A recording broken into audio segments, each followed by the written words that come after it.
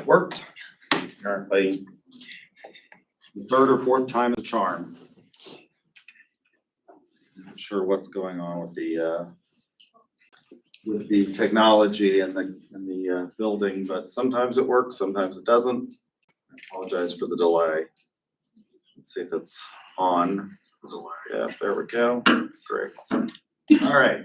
So we were talking about defining the problem last time is where we left off, and the three types of research that you can do. Exploratory, if we're trying to figure out where it is that we need to head. For example, what is it that people are going to be interested in? Descriptive research tells us, for example, how frequently people buy stuff. Or causal, how does a change in one factor affect another? If we undertake a marketing campaign, for example, are we going to increase sales? Are we going to increase awareness of our products? And then you need to identify actions, specific measures of success for the marketing research that you're conducting. So you got to develop a research plan. Identify the constraints. What are the limitations of the research? There are lots of limitations when we're studying human subjects in terms of the research. We can't force people, for example, to participate. Unlike lab experiments where we can put things in test tubes and watch reactions, it's not, we can't just do that with people. We can go into a lab and we can do some kind of lab experiments, but you're always subject to the fact that they can leave, they can be having a bad day, they might not be paying attention. You have to decide what kind of data you need for the research. Do you need qualitative data or quantitative data? Qualitative data gives you a lot of insight into things like motivation, but it's less predictive. This brings up issues in collection.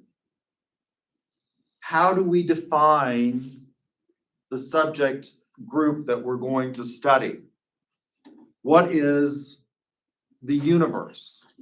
If you're bringing a product to market on a national level in the US, your population or universe is everybody that's a potential buyer in the United States.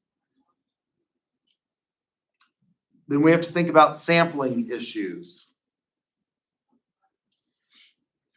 When I was teaching political marketing, we talked a lot about sampling in politics. Last night, they did this over the president's address to the nation. So the first time a president addresses in their term the American people, it's called the presidential address to the nation. It's not the State of the Union address.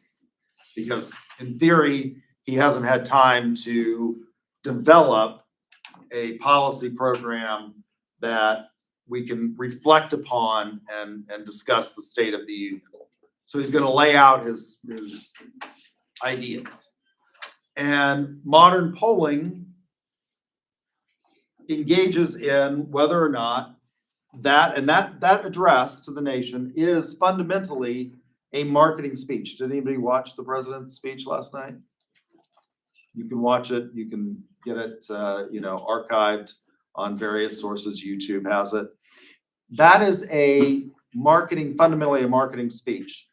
Historically speaking, the president didn't even necessarily go to Congress and address Congress live. They just sent the Constitution says that they shall from time to time give a State of the Union, right? And so they would just send it over and it would be read into the congressional record or entered into the congressional record. In a television age, it became a political marketing tool that presidents use to try and persuade people to go along with their policies and programs and to get Congress to enact them, right? Because fundamentally, the president can't appropriate money. It's Congress that appropriates money, and government doesn't do anything that doesn't cost money.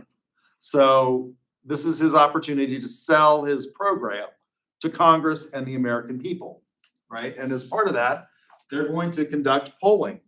And they conducted polling during and after, and then they'll conduct follow-up polling after that. So what is the population? How are we going to sample that? Not all votes in a political marketplace are equal, are they? It depends on how likely you are to vote. And we want to know what kinds of demographics are going to be more receptive to the president's persuasion, right? So sampling, are we going to have a stratified sample? Are we going to just do a universal sample? Getting participation, this is becoming increasingly more difficult in some respects. Historically speaking, with regard to polling, it was done using telephone polls, and Gallup was the biggest one in presidential politics that would poll people, and they would call, and it was an absolute random sample. What's the problem with that? Well, now we've got cell phones, and so it's not just one phone line. Some people have multiple phones because they may work for a business that gives them a phone, and then they have a personal phone. So getting participation. And then we have the problem of deviant responders. What is this? How many of you have just filled out a survey because you get something and you just go through it really quickly and don't really pay much attention to it? One person has done this. Walmart used to tell you at the bottom of the receipt, fill out a survey for a chance to win a $2,500 gift card. I think they've stopped doing that now because they didn't get, overwhelmingly good responses. So now they're doing it at the end of your checkout. If you do self-checkout, which a lot of the Walmarts are going to all self-checkouts, it will say, how is your experience today? And it'll give you a 5-star possibility of rating Walmart.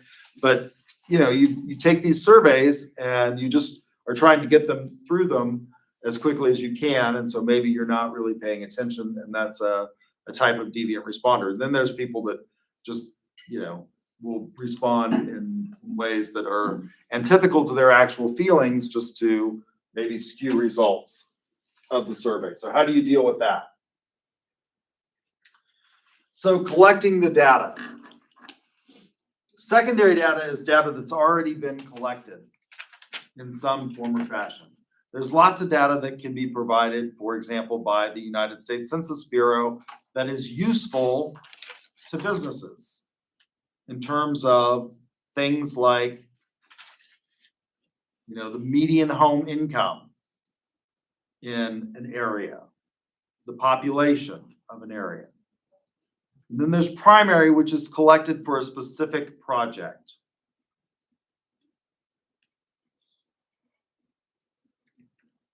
We can classify data as qualitative, things like in-depth interviews where you ask people free-flowing questions, or focus groups with 6 to 10 participants with a moderator.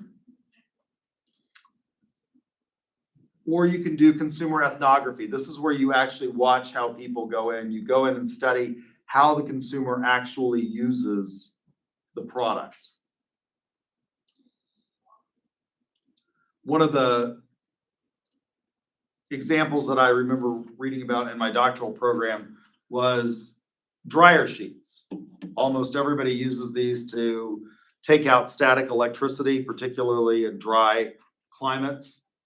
You put them in the dryer and it removes the static, because if you pick them up and you walk around and you touch something metal or you touch another person, you'll get a little shock, right? Those were originally developed for women to use on their hair to keep it from being flyaway.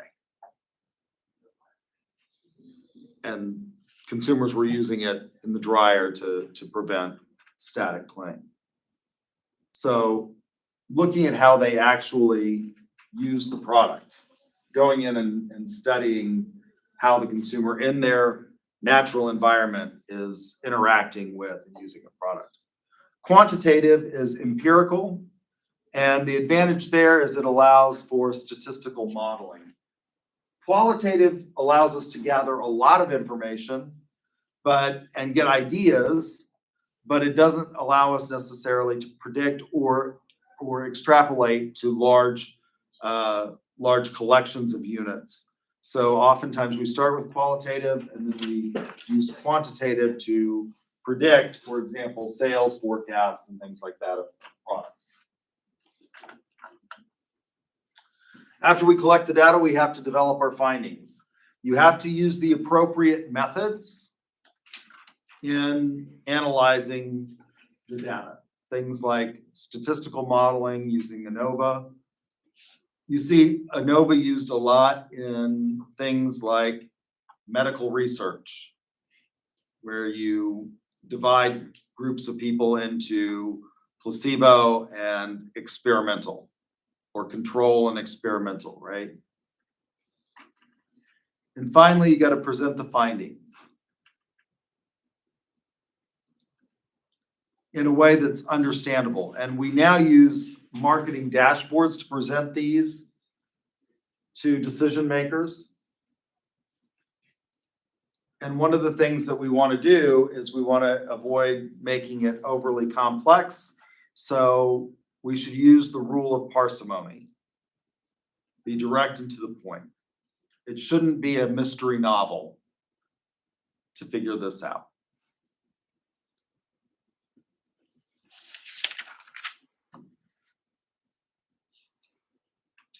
And then it does no good to develop this and then just set it on a shelf and leave it there. We have to actually implement it as part of a marketing plan, take action, and then evaluate.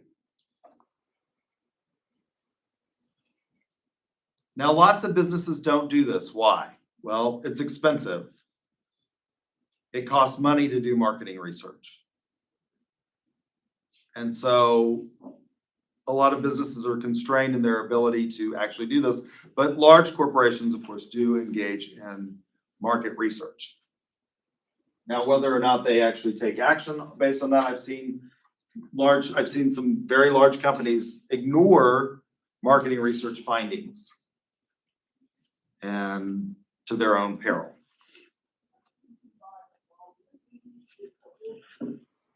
Or look at findings in a bad way. So when I was a kid growing up, one of the things that I remember was there was something called the Pepsi Challenge. You all don't remember this.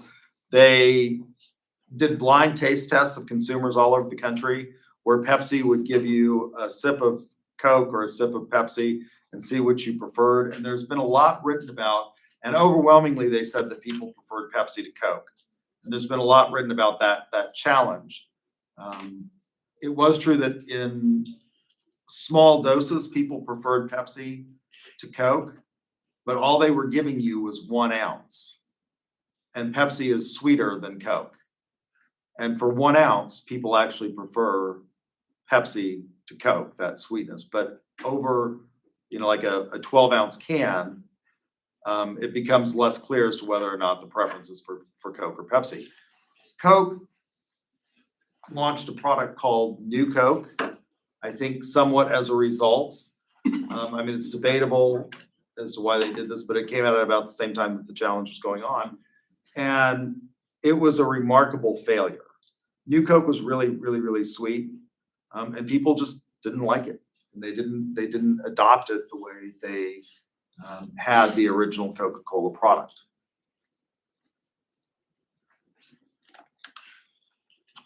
Any questions about marketing research? All right, so we need to talk about segmenting, targeting, and positioning.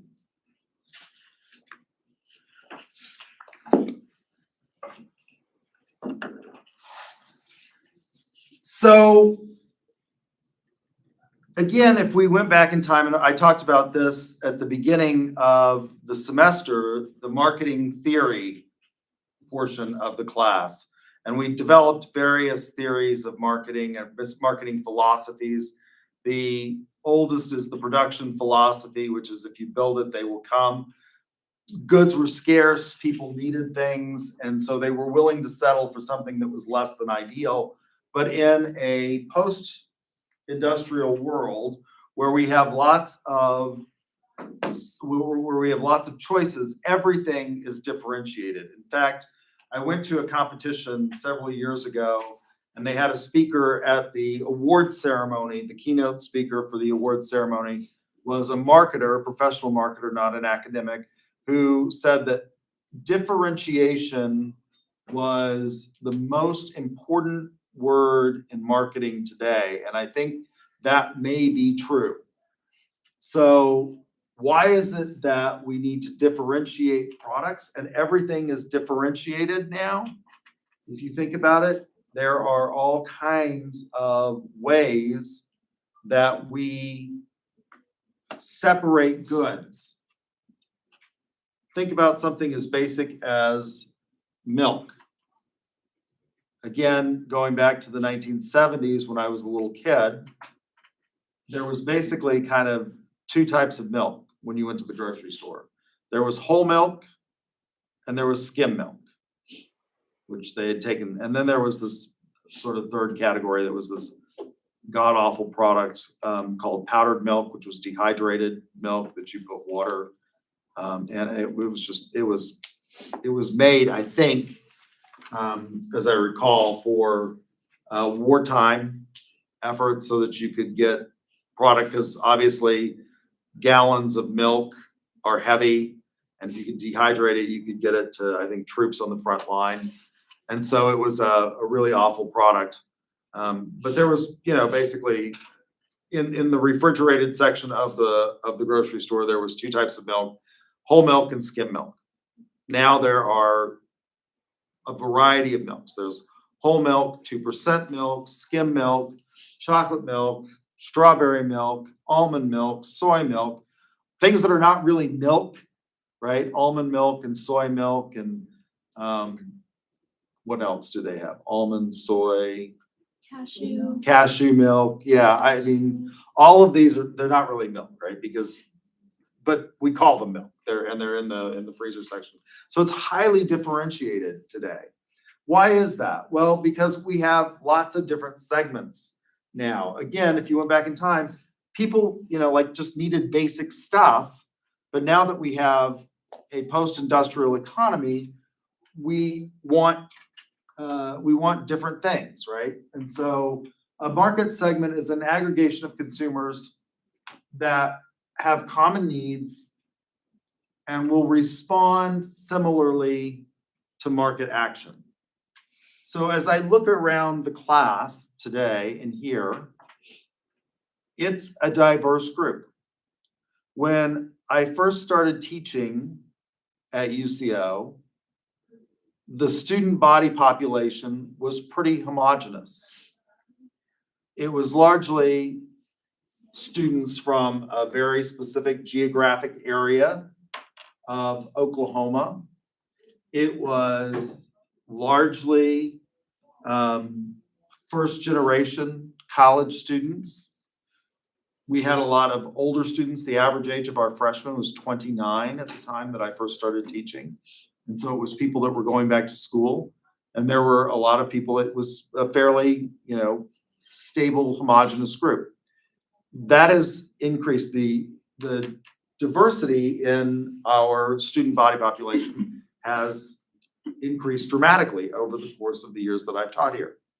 But what is one thing that you all, even though you are, different, and we have students that come from far different places than we used to when I first started teaching. We had a significant international population when I first started teaching, but still the vast majority of our population was pretty much a sort of 5-county geographic area in central Oklahoma.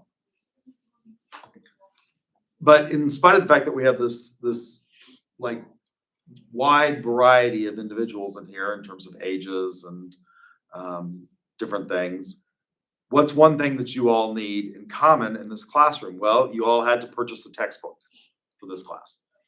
At least the electronic version of the textbook that we use with the McGraw-Hill Connect for the homework in this class, right? So that's a segment. You all are a segment of a consumer group, students that will respond, obviously, because you took a marketing class, to marketing action similarly.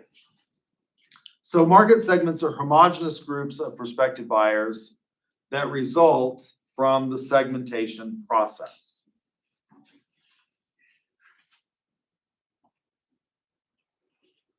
And product differentiation allows consumers to perceive of one product as being better for them than another. Why is it that we have all of these different types of milk now? Whole milk, skim milk, 2% milk, almond milk, soy milk, oat milk. I forgot about that. Well, most mammals don't consume lactose products, milk products after weaning. And it turns out that most people are slightly lactose intolerant as you get older. But you still want cereal for breakfast. What are you going to put on it?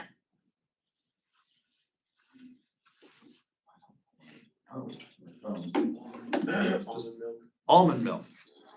Why? Because it doesn't, upset your stomach, but it still has some flavor or texture similar to a milk product, which is what a lot of us grew up eating with cereal, right? I mean, water just doesn't really taste good on cereal. Orange juice, I've tried that, by the way, when I was a little kid. We lived out in the country. She'd forget to get milk, and I tried water, and it's just like unfrosted flakes. It's absolutely disgusting. Tried orange juice as well. Really, really disgusting. So we've got all these products that, if you are lactose intolerant, allow you to still enjoy things like, your breakfast cereal without having the problems associated with cow milk, right? So product differentiation is really, really important. We differentiate all kinds of stuff today. Almost every product is differentiated. So how do we segment the markets that we want to appeal to? Well, we can have one product with multiple segments for different regions. And they used to do this, for example, with newspapers. The Daily Oklahoman for many, many years was the predominant newspaper in the Oklahoma City metropolitan area. But there are different areas of Oklahoma City. It was a large geographic area that it served. And so they would have various editions of the paper, depending on whether you lived in Edmond, North or South, Moore, Norman area, or West or East. You can segment and have multiple products and multiple segments. So cars are a good example of this. Car companies manufacture lots of different products with the idea that there are lots of different needs in the segment. Lots of different segments with different needs, right? So when my brother was, I don't have children, so I don't have to consider that when I buy a vehicle. I can drive a sports car if I want. I don't, but I could. My brother has a sports car, but he doesn't drive it very often. And when he bought his last car, he bought a Jeep Grand Cherokee. Why? He has 4 kids.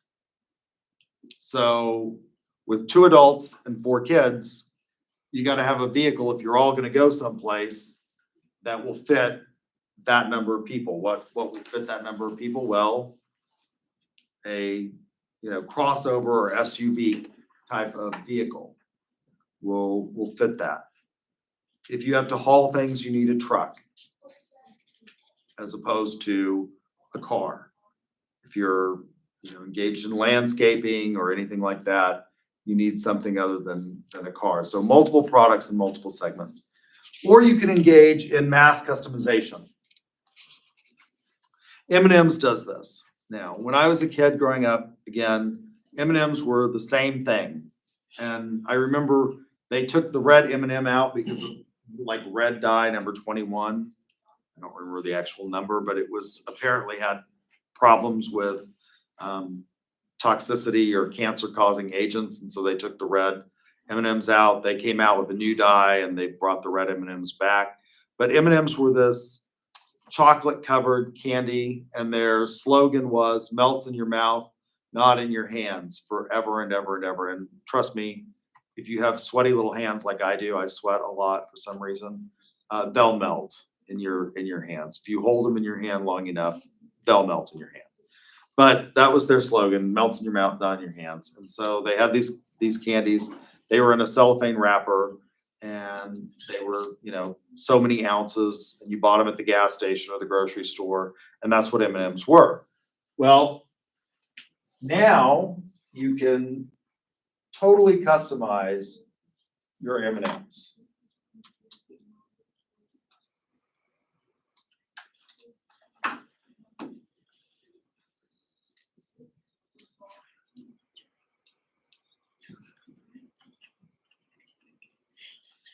It's no longer just a 3-ounce package in a brown cellophane wrapper. You can mass customize and design your own M&M.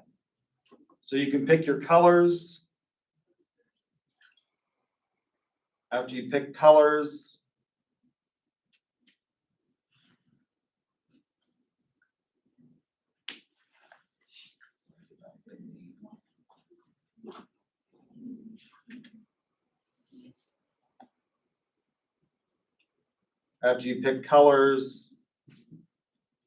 you can include an image or a design on your M&M.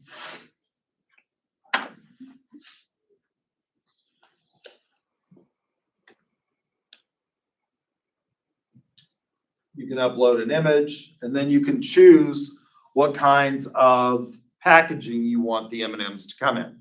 If you want them to come in these little tins or in a bubble gum machine or things like that, you can totally mass customize the M&M. And this is becoming more and more prevalent as we engage in something that we call value co-creation. So it allows you to really, really not only study the consumer, but make the consumer a part of your team so that they get the maximum amount of benefit from the relationship. So what are the steps in segmenting groups of potential buyers? Well, there are a number of ways that we can segment. And the factors that we have to consider when we look at segments are the simplicity and cost effectiveness of it, the potential to increase our return on investment by segmenting a market, the similarity of buyers in the marketplace, the different needs among those buyers or segments, and the potential to reach the segment.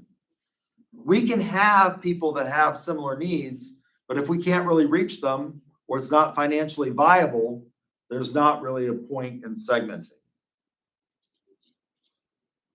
What are some of the easiest ways to segment? Well, things like demographics, right?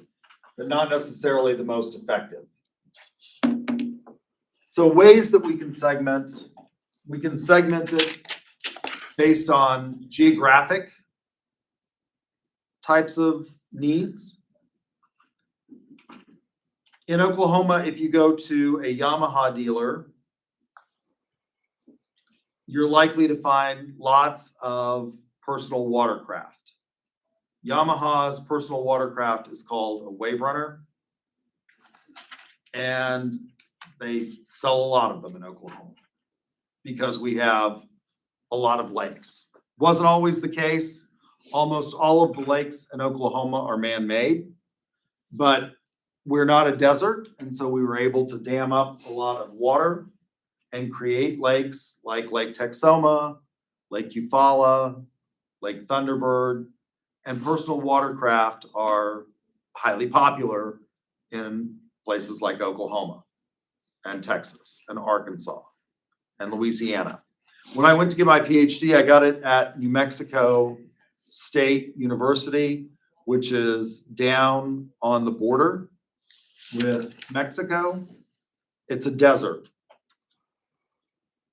They asked fifth grade students in the Las Cruces area, where are you? They did this experiment. I think it was part of New Mexico State's like a marketing research project. And it actually came out in New Mexico or in the little local paper there. They asked children in Las Cruces, where are you most likely to see a boat? And I think it was fifth graders that they asked. And kids in that survey said they were most likely to see a boat on the highway. Because it's a desert. And so they saw boats going down the highway to someplace else if they saw a boat. If you ask fifth graders in Oklahoma, where are you most likely to see a boat? They're probably going to say a lake. If you ask fifth graders in South Texas, where they're most likely to see a boat, they're going to say an ocean. And so in Las Cruces, the Yamaha dealer, which was right down the street from my house, didn't sell wave runners. They had like one wave runner. But if you go to a Yamaha dealer, they'll have all different kinds of models of wave runners. They have the big ones that you can put like 3 people on and pull somebody on a tube, and the 2-person model, and the ones that are really fast and made for, jumping wakes and stuff like that. And in New Mexico, they had like one, because there was a lake about 100 miles away that people would go to. It was kind of an ugly lake. It's called Elephant Butte. It's just north of Las Cruces by about 100 miles. And it's kind of a popular spot. It's not very pretty. It's out in the middle of the desert. It's kind of an ugly lake, in my opinion. What did they sell at the Yamaha dealer in Las Cruces? Side-by-sides, 4-wheelers, dirt bikes, because what was there in Las Cruces?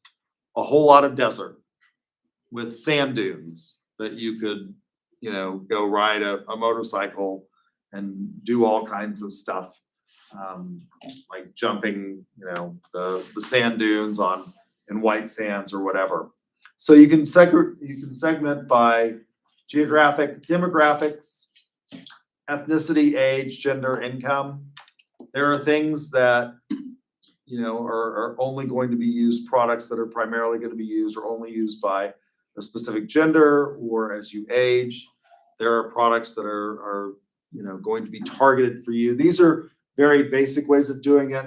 A more in-depth way, and we talked about this, is psychographics, using how people live and their lifestyles to segment. And this is the most sort of rich type of segmentation, is using the VAL survey to segment people into groups based on their kinds of interests and lifestyles. Behavior. So steps in the segmentation. So we're going to group products to be sold into categories. And then we develop marketing grids and estimate the size of the markets that we want. You put markets on the horizontal row and products in vertical columns. And then you develop estimates for each cell size in the process.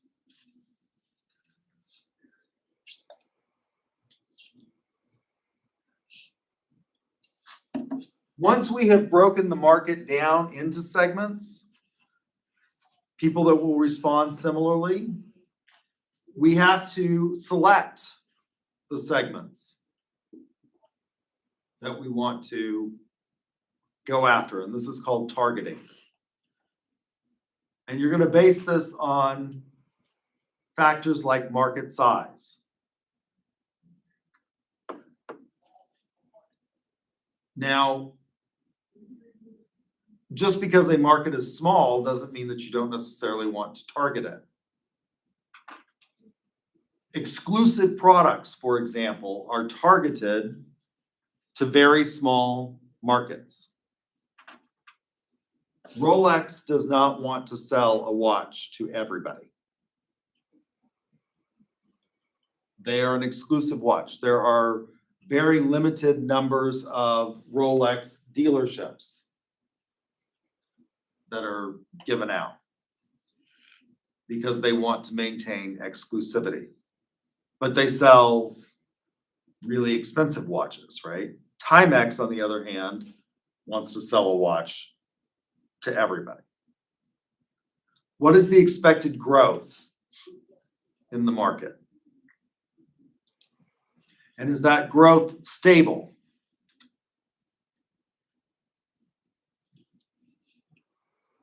What is the competitive position of our product? When I was in industry, I told you all that I worked for a company called the American Education Corporation. We were a publicly traded educational software publisher that manufactured learning management systems for the K-12 market, like D2L. Except in the K-12 market, you have to populate the learning management system with all of the content and assessment and everything like that. And so what was our competitive advantage? We were the smallest of the legitimate big boy publishers in the K-12 market for educational software. What was our competitive advantage? We were really, really cheap, and we had a very user-friendly backbone that was easy to integrate, and we had good support. That was our competitive advantage. So who did we sell to? We sold mostly to school districts that were in low-income areas that had problems performing. And under the Bush administration, there was something called No Child Left Behind. And so school districts were kind of desperate because they were engaging in high-stakes testing to get their students up to par on those high-stakes tests. Other publishers of learning management systems, the ones that we competed with at the time, were called Plato and River Deep, I think, as I recall. They were more attracted to school districts like Edmond, which is a school district that has a lot of money because there's a lot of high-value properties in the Edmond school district area. So our competitive position was that we sold a solid product that performed well at a really competitive price. What is the cost of reaching those segments? Is that cost going to be astronomical or cost prohibitive? You've got to make sure that the targeting of the segment is compatible with the organization's objectives and resources.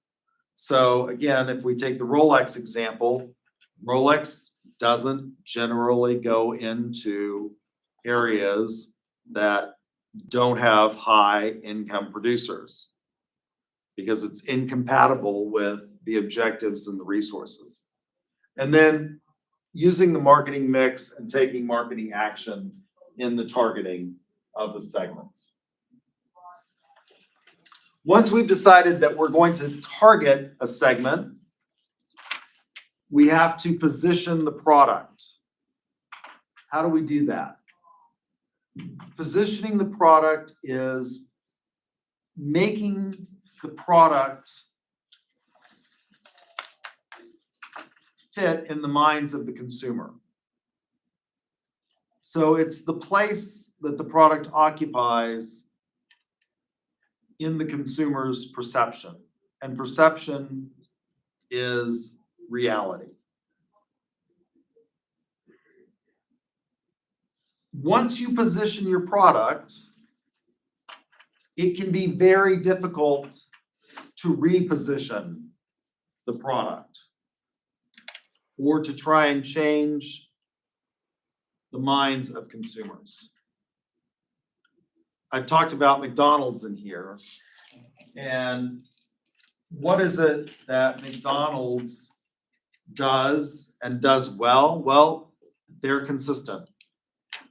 A Big Mac tastes exactly the same in Oklahoma as it does in New York City. If you go to a local restaurant and order a hamburger, there could be wide variability in the quality of that product. It could be really, really good, or it could be really, really bad. I went to one of the local restaurants in Guthrie the other day, and I don't know what they did, but I ordered the hamburger, and I try not to do this, but I hadn't had one in a while from this establishment. I won't name the establishment. So I hadn't had a hamburger in a while, and so I ordered a hamburger. I try not to do that because, like, generally speaking, I think you ought to try new things. By the way, if you haven't tried something by the time you're 40, you're probably not likely to try it. You become more set in your ways after you turn 40. And so I read this study that said that we become more set in our ways after 40. And so I've taken about absolutely trying to do new things and have new experiences as I get older. So I went to this restaurant and I decided, well, I haven't had a hamburger in a while. I'm gonna go ahead and order the hamburger. And normally this restaurant is really, really good, and they have great quality product. And it was the most I don't like. It's like they ran out of salt in the kitchen. Hamburgers should be like somewhat salty, right? There was absolutely no flavor to the hamburger whatsoever. That's not going to happen at McDonald's. Why?